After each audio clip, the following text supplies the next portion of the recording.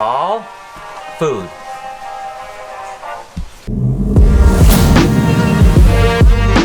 You know, reptile behavior is starting to be one of the things I'm the most fascinated with. Just kind of understanding what they're thinking, how to get them to do kind of what you want to do. And I'm going to be totally honest with you, it's something that I've just become fascinated with over the last 6 or 8 months since we opened up the Reptarium. I mean, look at Toothless here. You can see 100% isn't fearful at all. Just looking at me, interacting with me, trying to figure things out. My buddy Kevin over at Nerd always says that it's intelligence mode. When we can get them out of fear mode and get them into intelligence mode, that's when we unlock the true beauty and behavior of these reptiles. I am absolutely blown away at how much I've been learning over the last 6 or 8 months about animals that I thought I knew a lot about. And Toothless is certainly leading the way with just how absolutely incredible he is. Oh, and by the way, welcome to the vlog. I hope the start of your day is absolutely incredible. And I tell you guys all the time that I want to always be honest and transparent with you guys. And the truth is that my knowledge of behavior with these animals prior to the last 6 or 8 months really came from like the ability to breed these animals. I'd open up these cages and I'd have an idea of how they were laying, what their body weight was, what they were acting like, were they bull wrapping, if they were ball pythons, how their feeding response was. All that behavior really came down to how I could reproduce the animals the best I could. Now don't get me wrong, those are all very important aspects of keeping snakes. I mean, you want to be able to understand how they're acting and how they're behaving and all that stuff in order to keep them healthy. Typically, a healthy snake is going to reproduce better than obviously an unhealthy snake. With that said, I'm going to be totally honest with you. I didn't probably give these guys the credit for being as intelligent as they actually are. Elvis, come here, bud. Come here. Right here. Come on. Come on out. Come on, bud. Come on out. Come on, Elvis. Come. There you go, buddy. Come on. That's my boy. That's my boy. Come on, Elvis. Come on, Elvis. There you go, buddy. There you go, buddy. And I tell you what, animals like Elvis blow me away. Just the behavior, what he's doing. Again, reading his body language constantly, not only when he's out and able to actually interact with me just like this, but also what he's doing in the cage. We talk about all the time that he has a safe spot way back in the corner there where we never try to take him out. But you can see he's looking around, he's intelligent, he's trying to figure out what's going on. He's saying, am I getting fed? Do I just get a chance to walk around? What's going on? What smells different? It's always amazing when we put something in the aisleway that he's not familiar with, immediately goes up and he investigates. I mean, look at this animal. There is no fear in this animal whatsoever. He's just coming around, hanging out with me. And you know, I've always known monitor lizards were smart. I've known certain animals were smart, but being able to work with lizards like Elvis have really changed my perception of the entire game of reptiles. And I don't think it's just monitors and lizards that really are intelligent. And I honestly think that I didn't give snakes as much credit either. Of course, reticulated pythons are known for being one of the smarter snakes. I'm not exactly sure how we quantify that, but they do seem to be very inquisitive. They climb around a lot, they do a lot of investigating, but the truth is, I think a lot of snakes are smarter than we think. You know, I maybe thought that they were really primordial, where they were just about survival. And it's interesting that even after 30 years of keeping snakes, I can change my opinion on that. I do think these animals are way smarter than we sometimes give them credit for. Dude, reptiles are a lot smarter than you think. I mean, the alligators next door for me kind of show it. You click that little thing, they're ready to eat every single time. It's pretty amazing. And like Eric mentioned, you know, training the alligators is a perfect example of intelligence, right? They will actually have a stimulus response. When I click, they come and they know it's food time. And of course, the response is I always give them food. So they know, they hear the clicker, they come for the clicker, they know they're going to get fed. That shows a sign of intelligence, and I think it's absolutely wonderful.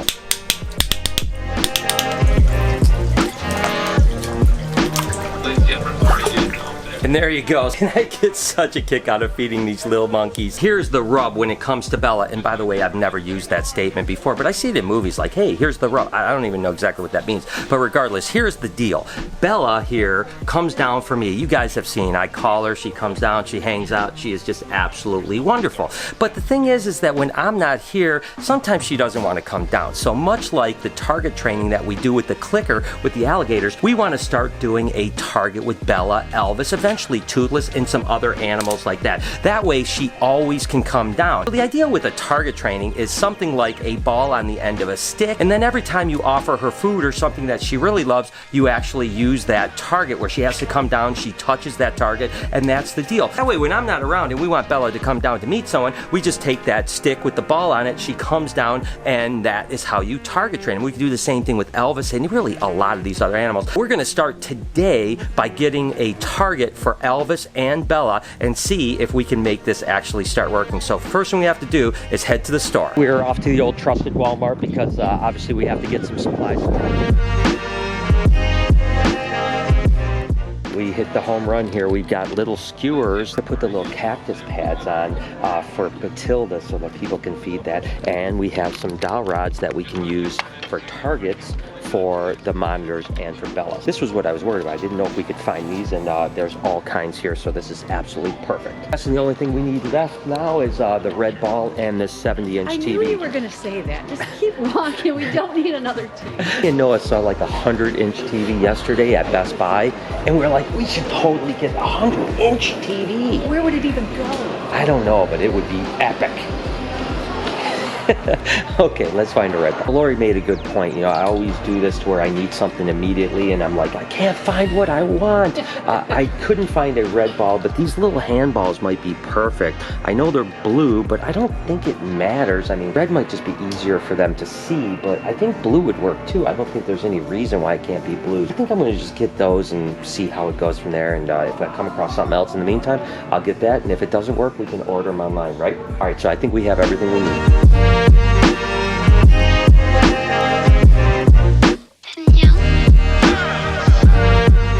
Now the deal is I have to actually drill a hole in this ball just a little bit, and then we'll actually hot glue the stick onto this. That way we'll have a little target that we can use. So let's go ahead and drill a hole.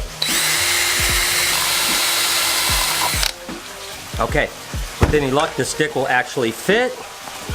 Perfect. So now all I have to do is hot glue this in and we have a target. I'll probably make two of these, one for Bella and one for Elvis. Now, again, we use the blue ball because we couldn't find a red ball. So if the blue ball doesn't work because they don't notice as well, we can always get a red ball later. But anyways, hot glue this in and then let's go ahead and give this a try. Here's the deal. I have the target here. The thing is, every time I offer Bella either a banana, superworm, blackberries, whatever she really likes, the first thing I'm going to do is I'm going to show her the food, but then she has to come down and I'll touch her nose to the ball. Now over time, every time she sees that ball and associates it with food, she's going to come down. So let's go ahead and see what she does here. So first thing I'm going to do is I'm going to show her the banana, then I'm going to have her touch this ball, and then I'm going to feed her the banana.